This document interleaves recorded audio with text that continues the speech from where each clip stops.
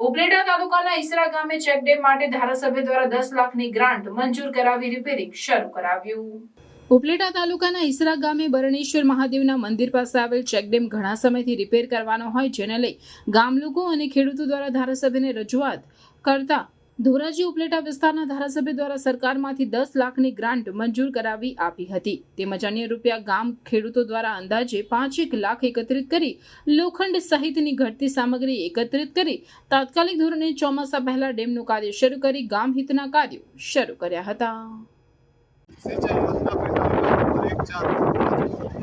આજરોજ ઈસરા ગામ પાસે આવેલા બરણેશ્વર ચેકડેમનું કામ તાત્કાલિક વરસાદની સિઝન હોવાથી તાત્કાલિક ચાલુ કરેલ છે અને ગામ લોકોના સહકારથી સારી રીતે કામ થઈ રહેલ છે।